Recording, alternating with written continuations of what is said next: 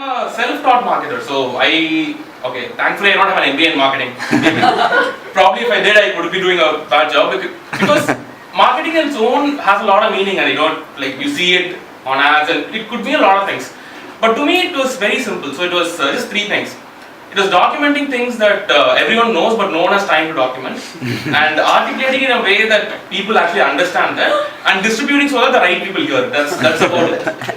So I kind of did it on my own, organically at work. So I applied to speak at a conference, and traditionally at an ITSM conference. So IT service management is one of I shouldn't say boring, but it's not a very easy thing that people can understand. And traditionally, people who speak at these conferences are about 45 to 50. And when I went there, the first time that people looked at me, they're like, oh, "Who's this guy?" So I was 25. Like 2 years ago. So who was this guy who was talking about ideas and what experience he has? But then the moment I started talking and started telling them things, simple things in a way they understood, they actually started valuing it. And that's when I realized, it's not that you need to have a lot of experience or you need to been there, done that. It's just about telling people things they want to hear and they actually like it. So they're not gonna care if you don't have experience or not. So that's when I grew and I started applying to a lot of conferences and going there speaking. So thankfully because of that I get to travel to a lot of places and do a lot of cool things, so it's fun. When I joined Kaiho Pasu, so Kaiho Pasu is social entrepreneurship. So what we do is we're trying to solve a lot of social problems through technology.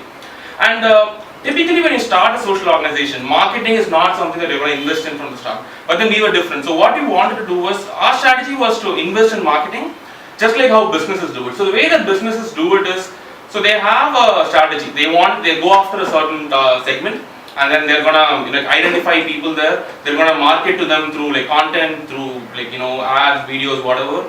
And then they're gonna get them on their website, and then from there they're gonna convert them, try to get them to buy. That's typically what they do. And we kind of follow a similar strategy. So what we did was, when we started KP, we kind of knew the strategy. We knew who we were going after. And so right now we have a website, we have a blog, we have a podcast, and we have a YouTube channel where we're putting in videos.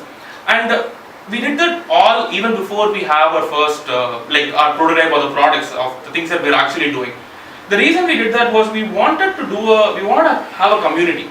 Like for example, we have certain requirements and needs that we have to fulfill. For example, let's say we're working on an educational project. So it's probably going to be a game that we get to install in schools and other places where kids can come and play. So let's say we have the game ready, and then but where do we put it?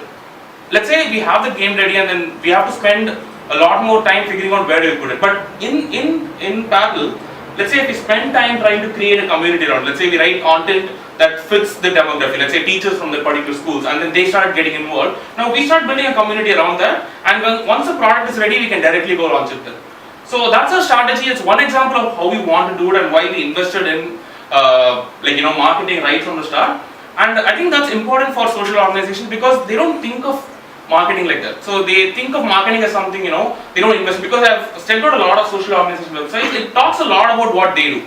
And the stats that they performed, things that they've changed, which is all good. But one thing I learned in marketing is that everyone's selfish. They don't care about you, they care about themselves.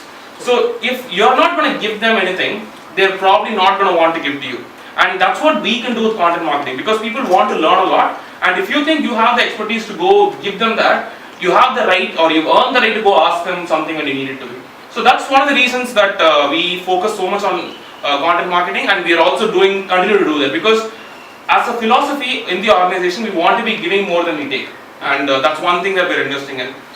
So that's the kind of thing that we are doing in the organization. There are a lot more things we can do. Probably you can take the conversation offline. So I just wanted to leave you guys with one thing. It's a personal learning in my career.